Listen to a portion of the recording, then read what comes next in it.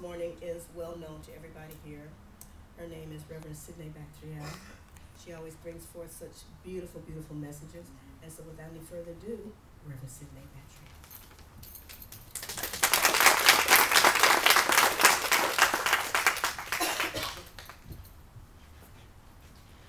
Good morning, Harmony family. Good morning.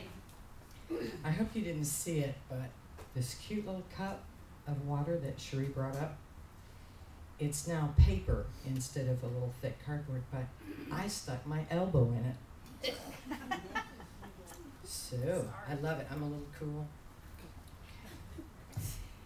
It's raining out. I have to get myself wet inside. I don't know. Okay. My talk today is the more authentic we become, the more we recognize we are all one. Thank you. It always works that way. Buddha said, if you could see the miracle of a single flower clearly, our whole life would change. What we seek is a return to our authentic selves, that which is genuine and real. This requires an in-depth look into who we are today and how we came to be this way. Just for a moment, ponder a few thoughts, please. Take a brief personal inventory and compare what you see within you now to the innate desire to be all you can be. How close do you feel to your authentic self? Do you see yourself as that worthy person drawing and receiving your every desire? Or do you see negative patterns of behavior pushing away any good thing that comes your way? Are you sabotaging things before they have a chance to settle within the living room of your mind? Do you feel your life has brought you what you always intended for yourself? If you are falling a little short in your personal inventory, let me share with you public enemy number one.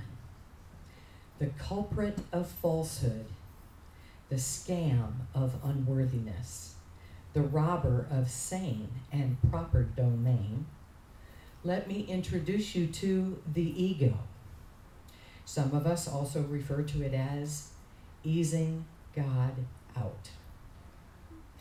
Our ego is stated in realistic form in the personal growth book, One Day My Soul Just Opened Up.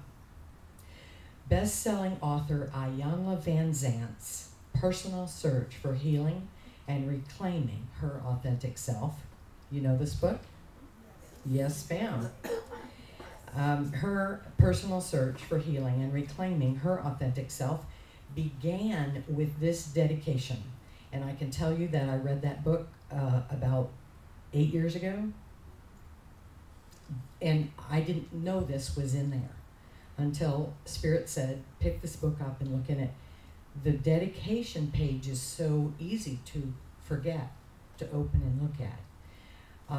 And this is her dedication. To the ego, that part of us that continues to worry, lives in doubt, is afraid, judges other people, is afraid to trust, needs proof, those people from Missouri, believes only when it is convenient, fails to follow up, refuses to practice what it preaches, needs to be rescued, wants to be a victim, beats up on self, needs to be right all of the time, and continues to hold on to what does not work. You are now on notice. Buddha nailed it when he said, all that we are is a result of what we have thought. In essence, when you go within and ask yourself whatever happened to the person you wanted to become, check with your ego. It has your GPS. We all want change. Most of us would love to see a more peaceful world filled with love, kindness, generosity, compassion, and forgiveness. I'm going to try not to squash this paper cup. Thank you. We witness big acts of cruelty and hatred. We see businesses being unethical and greedy, and say to ourselves, those people must change. It's interesting, however, that we expect others to change, and yet we resist change ourselves. Instead, we justify our own anger by saying it's all about them.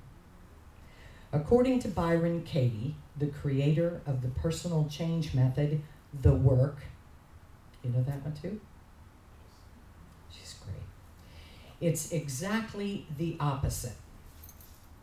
The real truth, however, is that we must be, as Gandhi said, the change we want to see. I think I'm going to have that on my tombstone. I love that man. If we want a more peaceful world, we must become more peaceful ourselves. If we want an ethical world, we too must commit to being truly ethical. We must be loving, kind, and generous. We are the ones to be, you and I, to stop the insanity. If we desire peace, let peace begin with us.